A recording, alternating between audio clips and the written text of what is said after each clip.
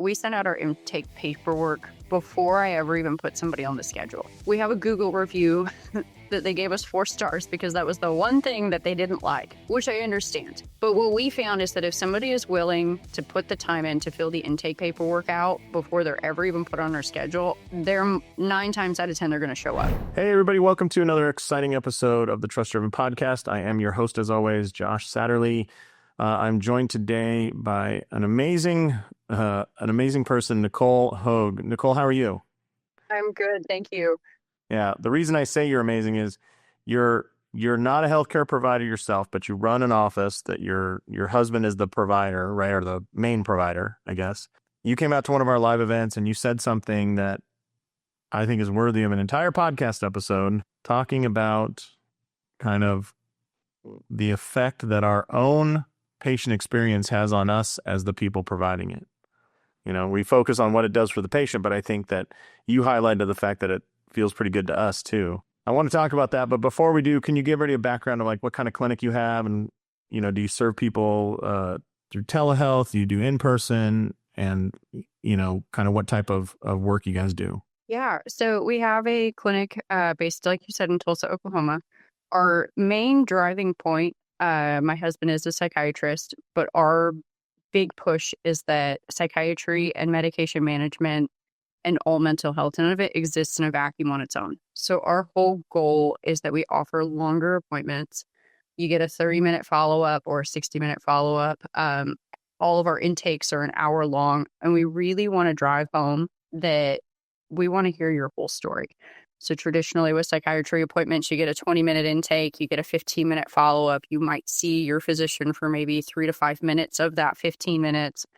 And it doesn't allow for time to integrate. If you're going to be offered this medication, how does that fit into your life? And so my husband was really upset about this once he got into the world of practice. In his current full-time job, he is a little bit secluded from it. He has a little protection where he's at for those short appointments, but he really wanted to create something that the general population, the community could access. And so that's our biggest drive. We do offer telehealth. We offer in-person appointments. The whole goal is just ease and comfort for the patient. We really want them to feel comfortable because we know that mental health can be hard, and that you're probably coming to us because you're at a really difficult point in time in your life. And we want you to feel comfortable and able to open up right from the beginning. So we're in our second stage of growth. We've moved from one office to, we've now grown to having 3 offices. We have a couple of resident providers working for us that will be coming on full time when they graduate. And they love our mission. They love our message and really work well with it. Fantastic. And for everybody listening, psychiatry, there's all sorts of mental health, but psychiatry specifically, your husband can write prescriptions for medication along with any of the other services, right? Yeah. And traditionally, a psychiatrist and a therapist they're not one. So you'll go to your psychiatrist for your medication, and then you might see a therapist outside of that, but you don't usually find therapy and medication in one place. So that's where we believe that we stand above and offer a better service. There is a need for quick appointments. I understand that, but these are for those patients that really want to dive in. Yeah. And so what population do you typically serve with this model? So our typical demographic is about 25 to 45, and a lot of people who are in a transition phase. So either they're going from either college to young adulthood and they're struggling with that transition, or maybe they've gone through a divorce, or they've lost a loved one, or they're coming out of that. They're kind of in that empty nesters, like their kids have grown, they've now left the house, and they're going, what do we do without roles? What is my life without that role of a parent full time? So we get a lot of those transition phases is our biggest demographic. They need kind of, how do they adjust their life to improve different areas? Are they struggling with sleep because of anxiety? Are they stressed out because of changes? And then if medication is also something that is necessary to kind of get over the hump, then we're able to offer that for those patients as well. Okay. So typically adults more than kids, and typically that sounds like a little bit older rather than younger patients. Correct. Yeah. Yeah. Okay. So how long you guys been doing this? We just had our 3-year anniversary. Congratulations. Thank you. Now, do I understand right? Your husband also works at a different, and for like a medical or a hospital system or something? Yes, he works for the VA full time in a couple different programs there. And Okay. And you're going to he's let them pay off his student loans, basically? that would be the dream, wouldn't it? Well, I know a lot of people work at the VA and they get that 5-year repayment or 10-year repayment. It's like, oh my God. Yeah. So, The 10-year repayment, yes, yeah. he's close to that. Awesome. Well, okay. So, you guys have this private practice. You got some residents working for you, which means basically residents are fully trained. They're just not a lot of experience. Yes, they have a 4-year residency, and through that they go through, all the different areas of psychiatry. They go inpatient, they go outpatient, they go to the VA, they go to crisis hospitals. They get to see it all. And Wow. 2 of the physicians have decided that outpatient psychiatry is where they'd like to land. That's awesome. And you're like, well, we got a landing zone for you, buddy. Yes. So you came to our, this is an awesome story. You found our software because you were a patient of another one of our users, and you just jived on the experience. Can you kind of go through that and what points surprised you that they were doing? Yeah, so I was seeing a chiropractor in Tulsa. Name drop him because he deserves all of the recognition. He runs after the Movement Cube in Catoosa. His name's Dr. Golbeck. So I saw him originally, which I think through my first pregnancy, that typical back pain with pregnancy, and was able to follow him when he grew to his own practice. And it was there that I went in for running pain, had torn my knee, have a genetic disorder that things just tear easy. And so I had been going to see him for my knee for running pain because I love running. I left and I got an email I want to say it was like a day later, that had a list of, hey, here's running related stretches. If you have knee pain while you're running, these things can help. And it goes through those in the appointment. But this was like, in addition, it was something that I thought, wow, at first it hit me that he had filmed this just for me. And then I was like, no, because we have our own practice. I understand he's not going to film a video for every patient he has. And I wanted to know what system he was using that allowed him to send that out and to know that I was a runner. And so I'm going to get this specific video geared towards my treatment. And I loved it. And so I called him up and I said, hey, we're trying to do it better. And I love this. What system are you using? And he said, Trust Driven Care. And so I just love the fact that you connect with it as a patient, because sometimes we all forget that when we're patients, there's stuff that drives us nuts and we're like, oh, I never do that. And you go back to our office and we do it, Yes. I was recently in the ER and I was like laying on my back on the stupid bed they make you lay on. And I was like, I don't want to lay down. Cause it's just going to make me feel worse, blah, blah, blah. Like literally if you stare straight at the ceiling from that bed, that's where they mounted the light. The thing that's shining bright in your eyes. And then they're like, well, yeah, just lay down and rest. I'm like, except for the gigantic orb that is aiming in my eyeballs. Yes, I would love to rest. And I'm like, has anybody who ever designed a hospital laid in a bed and gone through this? It's the dumbest thing. And then, at some point there's a monitor on my arm and it's beeping and beeping and beeping. I had an infection and my blood pressure just went off the charts. And so I went in. And so every time they took my blood pressure on this automatic thing, it was high. And so it kept beeping. And then they kept using this word rest. They're like, oh yeah, just rest. And I'm like, they're like, rest, just lay down and relax. And I'm like, I would love to accept the alarm clock that keeps going off on my right side here, and then they're like, well, we can't shut it off because of this and that. I'm like, so what's the goal here? Yeah. What are you guys what's the experience we're trying to get here? And the beeping is literally driving my blood pressure up and I'm here for high blood pressure. So this is counterintuitive to what we're doing. Anyways, that's why I love your story so much, is that you're like, hey, I love this. It jives with me. So, you do that. You and I talk, you sign up for our software, and then, you came out to our event. And I don't want this to sound like some ad for the event, but I'll let you talk about it for a few minutes if you really want to, or Nicole. if you twist my arm, you might be able to get me to talk about it. The live event, hands down, best thing ever. So I know just in the real world, when you sign up for a new software, a lot of the thing that one of the biggest things that turns me away from a new software is having to learn to use it. And when you get into trust-driven care, it looks a little intimidating. You're like, if you've created a website, it's a little more intuitive because it kind of works in the same way. But if you haven't ever touched it before, which I know a lot of medical professionals haven't, Sure.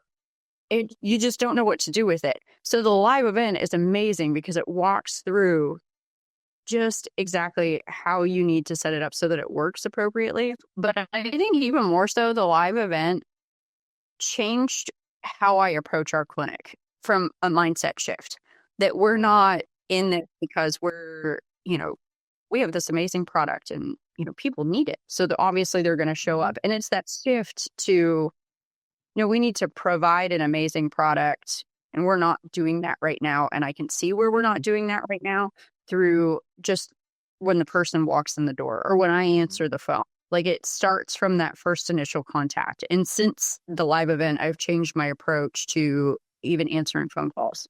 So even if somebody's on the fence of like, well, I don't know if I need the product, I think you should probably just set up a live event on how to be a good practitioner because that in and of itself is worth the live event. Yeah.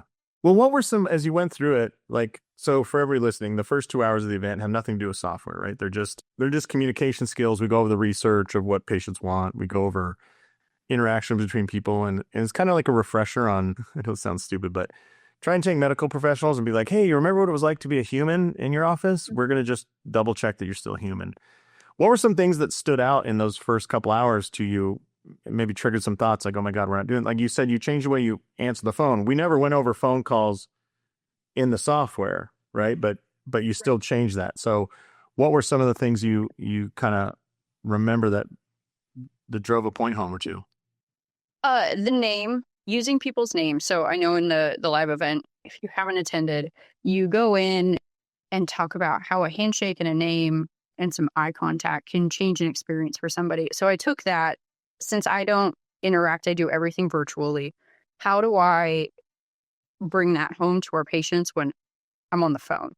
And so, a change in the tone of voice. How do I get across that I'm here to help you and you've landed in a safe space? So really bringing that across just in my voice, using their name. Once they've introduced themselves, use their name as much as possible so that they feel a connection. And then trying to bring home as many choices to make it easy for them. Do you want me to email or text your new patient paperwork? Do you want to self-schedule or do you want me to schedule for you? Do you want this or that? Just how many things can we make it? I don't want to stay up here as if they're in control, but as much as possible, what they can be in control. Some autonomy never is bad. And so those are the things that I brought home to do as much as I could, not in the office. And so then anybody that we do bring on, I mean, our goal is to grow so that we do have a front desk person that I'll be training them that way. This is how I need you to greet our patients when they come in the door. This is how, ideally, I feel amazing when I drop my kids off at childcare and they know my kids' names. So why would somebody not love that when they walk in the door, greet them by name? Imagine a practice where patient engagement is seamless and unified. With trust-driven care, connect with patients across text, email, social media, and Google Business Chat, all on autopilot. Empower your team to step in effortlessly and engage in real time from anywhere. Say goodbye to multiple software and hello to a simplified practice and life. Trust-driven care is the all-in-one solution to save time, boost revenue, and build patient loyalty. Book your demo today and watch your schedule start to fill up. Now, back to the show.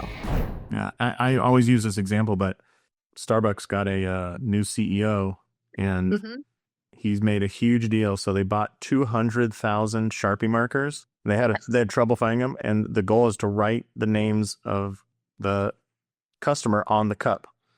And they're supposed to draw something else, a little message, a little flower, a happy face, something. And I was like, that is so refreshing in this day and age where we're like, yeah, we could use AI for this, or you could automate that. You could do this, you could, and it's like, yeah, you can't automate writing a flower on a coffee cup, and it wouldn't be the same if it was already printed on there. Right? No. Yeah. So everything looked uniformed. It just doesn't drive home the same message. And I think I had another point that slipped to my mind. Oh, taking away the fluff and bringing it back to basics and what we're good at and being good at it before trying to add on and expand. So I think we were trying to do too much where it was like, oh, well, we can offer medication management and therapy, and we can add on this service and add on this service. And we even hired a marketing manager who we're no longer working with, but her thing was, well, what services can you offer? I'm like, we offer amazing medication management. Like that's our thing. And we don't need to grow. And so the live event kind of helped bring that down to like, just what is the basics, strip away all the excess and just be good at what you're good at. And that's okay. Yeah. It's funny. Like, you look at restaurants, I don't know if you have In-N-Out Burger where you live. No, we're stripped of that here. How about Cane's fried chicken or chicken fingers? All right. You look at Cane's, they sell chicken fingers, fries, Texas toast, coleslaw, and lemonade. That's it. Yep. That's all you can get. But they do it so well that I've never met a person that eats there and goes, this wasn't good. It was like the best chicken fingers you've ever had in your life, right? Yeah. And how many restaurants out there go, we have chicken and we also do this and we also do this and we also do this. And you're like, yeah, but none of that really is that appealing because you're trying to do an 80% version of all of it instead of like the finest version of just the chicken fingers. And the place always busy. Everybody there is happy to work there. Every customer is happy to be there. You don't see that at McDonald's and Hardee's and Carl's Jr. and all this, and I'm like, we should learn that in healthcare. Like, do one thing, do it really well. Yeah. And that's okay. You don't have to be everything. And I understand there's a need for everything, but we don't have to be it. Yeah. Yeah. So as we were going through and you started having these, I don't know which one to say, kind of this phase shift in the first couple hours, then we get into building things. And you were pretty amazing in the fact of every time I was like, we're going to take a break. Most people have bladders that fill up. I don't know if you just weren't born with one, but you dove back into your computer and started building and typing. So I was like, oh, she somehow, water must evaporate off of her or something. I'm not sure what happens, but you were building left, right, and center the entire time, which, most people need a brain break. Why were you so inspired to build? I mean, you were doing it incessantly. Yes. And I haven't stopped. And I've built and then deleted, which it kind of goes back to that. Is it the monks, they paint and then they take it down to the river and then they put it in the river. And so, I'm There is a story to let go and to not hold on to material things. So I've had to take that approach because I built a lot in there and then I just went through and deleted it all. I saw a way to bring the best product to patients because I stand behind what my husband wants to do wholeheartedly. I think it is an amazing mission and I'm here for it enough that I'm running it all. And I saw a way to improve that. And so once I saw the path forward, I couldn't stop. It was like, how do I bring this home? And I want to bring it home. I actually paid for in-flight internet so that I could work on it on my flight from Vegas to Tulsa. I was like, I texted my husband and I said, can I spend $8 on in-flight internet? He was like, of course, like go for it, whatever you need to do. Yeah. And I built that entire flight. All I did was just build on trust-driven care to make sure that when I got home, as quickly as I could roll this out to our patients, that it would be available. That's awesome. And you might need an intervention soon. So, I know. Yeah. Why don't you send me like a list of your kids' birthdays and your anniversary and stuff, and I'll just pause your account during those periods so you can't be distracted by it, My husband would appreciate that. He'd catch me at my computer. I was like, I promise I'm not working. He's like, yes, you are. I can see that you've got it all open. Yeah. What were some of the things you wanted to solve, like some of the systems? So those people listening, I don't want to necessarily cover like the technical of where to click and what button to push and stuff, but really like what were you trying to solve? Like I remember one of them was an intake form. Yes.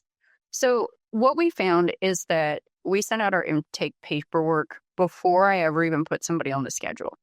We have a Google review that they gave us 4 stars because that was the one thing that they didn't like, which I understand. But what we found is that if somebody is willing to put the time in to fill the intake paperwork out before they're ever even put on our schedule, they're 9 times out of 10, they're going to show up. And so we dropped our no-show rate down to basically nothing, just from changing this one thing. So if they do the paperwork, they will show up for the appointment. Yes. Is So what sometimes those that don't fill out the paperwork, they may no-show, but they were not committed from the start. right. Okay. And so before, what I was doing is I had built intake paperwork in Adobe. I would email it to the patient or I would send it to them. They would fill it out. They would send it back to me. I'd have to download it to my Dropbox, and then I'd have to upload it to their patient file.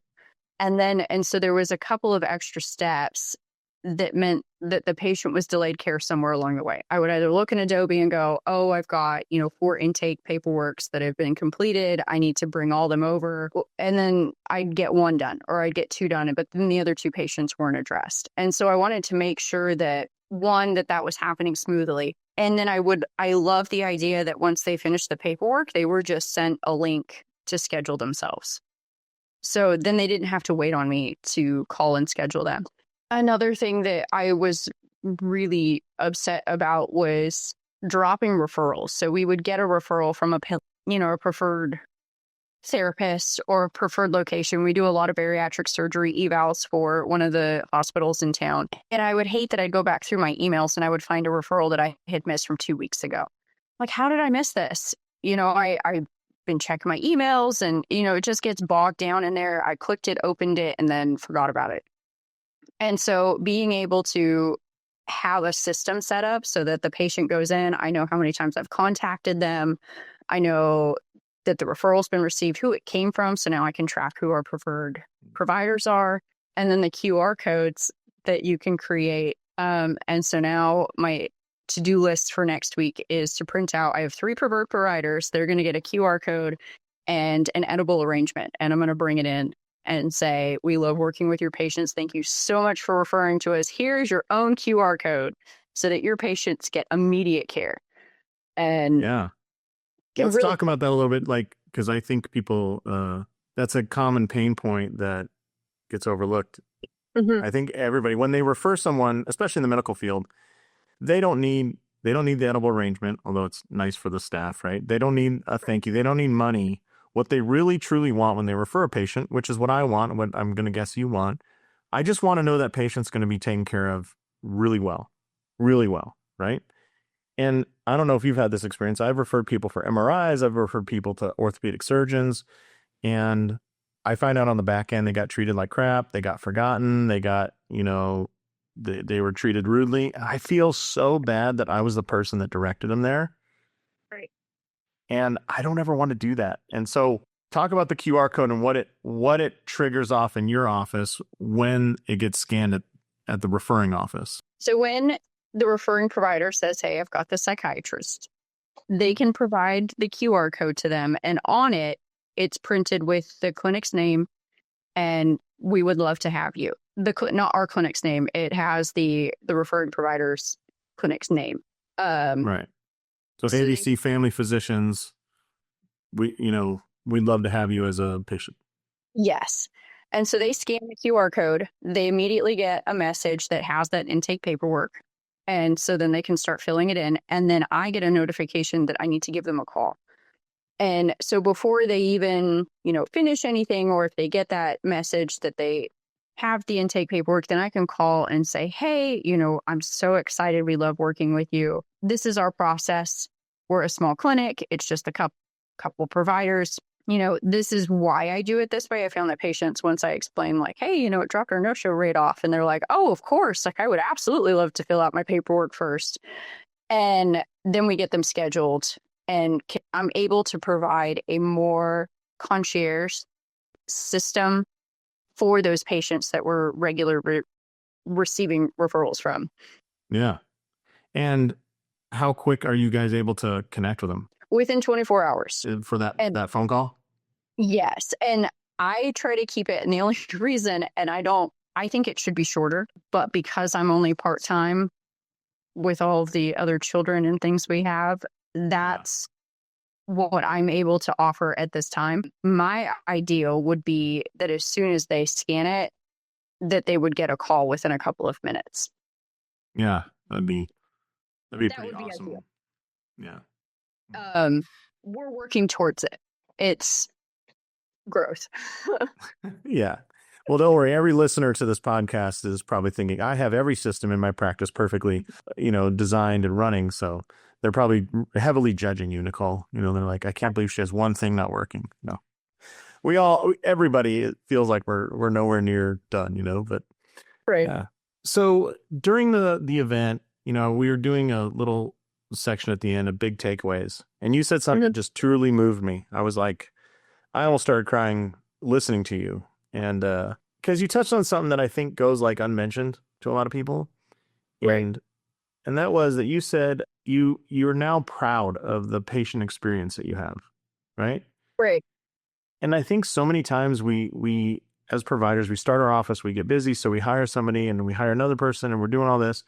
And somewhere along the way, our system, the journey that patient goes through, especially on the first visit, is not really well defined, and it kind of falls off here and there, and we drop patients, we forget referrals, all these things, to a point where I don't know, maybe I'm the only person that's felt this, but I remember one time at like a cocktail party or Christmas party, someone was like, oh, this is Josh, and they were trying to refer me a patient, and I kept blowing them off like, oh, it's not a big deal, because deep down I was really worried that my staff and my office, we were going to drop the ball. That I was going to get this amazing referral from Mr. Smith, and he's going to find out 2 weeks later that his friend got forgotten or fell through the cracks or got treated rudely. And so I was like kind of resisting the growth, right? Resisting the referral, which is a crazy thing to think I would ever get in that situation. Like when I first opened, I'd be like, oh, I'll take every referral and I'll wow them. But you touched on that, and I was like, oh yeah, I remember that. I remember that feeling. I remember that, how that felt.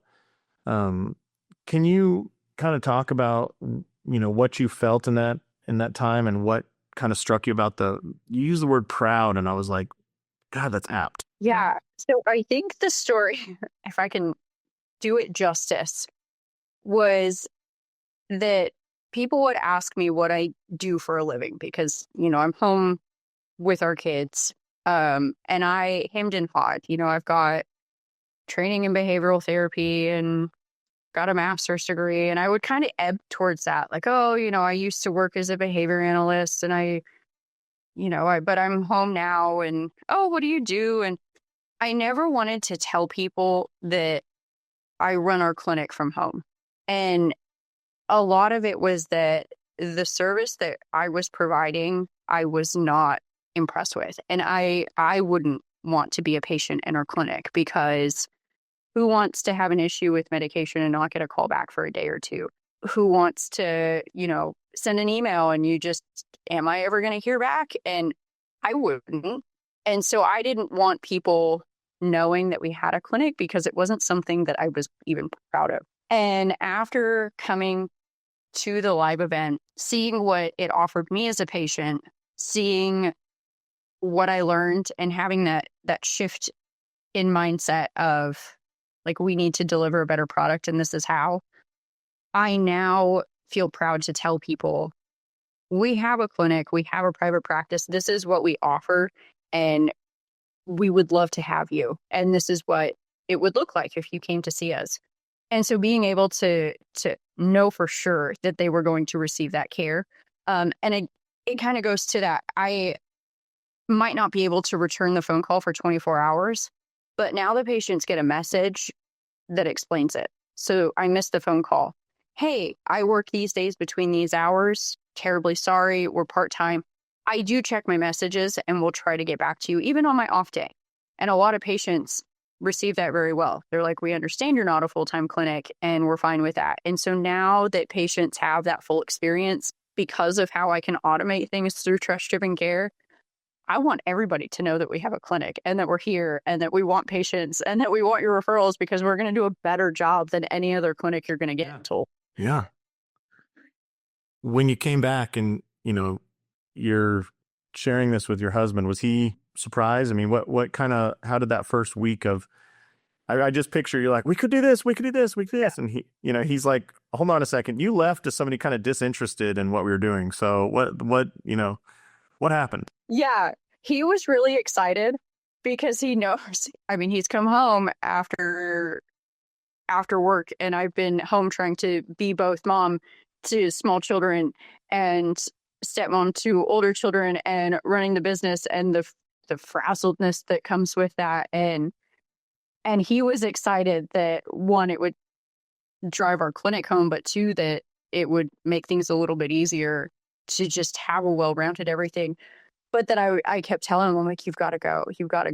Like you need to go out there for the next event because you need this too. I'm like, I don't even care if you learn to run the system or not. Just go attend for the quality control aspect of it. That first 2 hours, really. Like if you can just show up for Tuesday or Saturday morning for like 2 or 3 hours, that would be perfect, because I think every practitioner needs to hear that. I hear you, sister. I'm trying to push them in there, Yeah.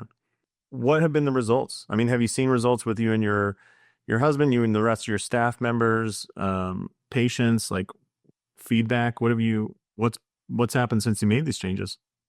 I've gotten feedback that people love our birthday messages, which was really sweet, because at one point, one of them got transferred incorrectly and it fired off a birthday message not on their birthday. And they thought it was hilarious. They were like, it's not my birthday, but this makes me feel great. We had one patient who was set to take boards for an exam and got a message the night before, like, hey, we're thinking about you. We hope that you do well. And they just thought that was the best thing ever. We've now increased our Google reviews. Not by many, we have 8, but that we had basically none. And so that's increased. I think patient satisfaction as a whole has just gone up. That closing that loop for patients has been great. And I really would love if a patient was like, hey, I still don't like this. Like I love the 4-star review that we have on our Google page that they said, I love that they know my name. I hate that I had to fill out paperwork before I could schedule an appointment. Like, I appreciate feedback like that a little bit more. Sure. Yeah. And as you grow, do you feel like these systems are going to help you do it with less friction? Yes, absolutely. I think at this point now I'm excited to grow rather than scared of it. Yeah, I think that feeling of disorganization, that feeling of like not performing at the level that you kind of like, I remember in school, like writing myself notes and plans of like, this is the way I want to treat people. This is what I want to do. I want to have this kind of like Disney level experience for my patients. And then somewhere along the way, it gave up on it. I couldn't remember. I didn't have a checklist. I didn't, all these things. And so it never happened. And I think that fed to like some burnout I was facing of like, I know I'm not going to provide that. They're not going to get it. So then they're not going to be then happy. Then I won't be happy. And going back to what you really set out to provide, like you said, you're down with the mission. You believe in the mission that your husband has set out. Right. And I think that's so noble, but how do great missions die? It gets disorganized and it's so hard to implement, and, yeah, I think that it's great because people listening might be facing some more burnout. And I think, setting up an amazing patient experience, it's like that weird thing, the weird fulfillment. Like if I was like, so I remember a friend of mine was running a marathon and he was struggling at the end, maybe the last 2 miles. And he's like trying to push himself and he's talking to himself and this and that. And he just cannot get, that feeling of like, I can't get back going. So this old lady pulls up next to him and she's like, oh my God, I don't know if I'm going to make it. I think I'm going to quit. And he's like, no, don't quit. Like, I got you. Just stay on my hip and we'll ride it out to the finish line. So he crossed the finish line and his brother sees him. And he's like, dude, you crushed it the last 2 miles. How'd you pick up the pace? Cause he was like, you saw his Garmin numbers and he's like, you were sucking from like mile 20 to 24. And he's like, oh, I don't know. It was weird. I helped that old lady. And his brother's like, what old lady? And he points over at this old lady and she's underneath a sign that says, congratulations, Barbara, on your 100th marathon. And she looks over and winks at him. She totally played him. She could hear him talking to himself and trying to get himself going. And she's like, I've been there before. But she knew that if you said, come on, you can do it, he wouldn't respond. But if, hey, I need help, he'd jump in, he'd set a mean pace, and he would die before he stops, right? Right. I think in some weird way, patient experience is like that. Providing it to them ends up feeling really good to us. Mm-hmm. And I don't think you can have a super positive office without super positive clients. You know what I mean? Like if they're miserable, it's really hard to smile and be happy with what we're doing. Right. And I think to that, the burnout, my husband, it's hard because he works full time. We have 4 kids. It's to then go on evenings and weekends to build something that sometimes we don't always get paid, and we don't always feel great going and doing it. We're tired. To then have me come back and be his cheerleader and like, no, we got this. We've got this. We've got this system. We're going to get everything running. It's going to be an amazing experience. Patients are going to come in happier. It refueled him so that he can finish his marathon so that we can deliver what people deserve. Yeah. Gosh, it was so inspiring to hear that, Nicole. So really, truly, thank you for sharing that, because I'm sure it was tough in the room to like admit, like, that you weren't into it. Like, it's hard to say that about these little baby businesses we built, like I grew it from the ground up and now I don't care about it anymore. Right.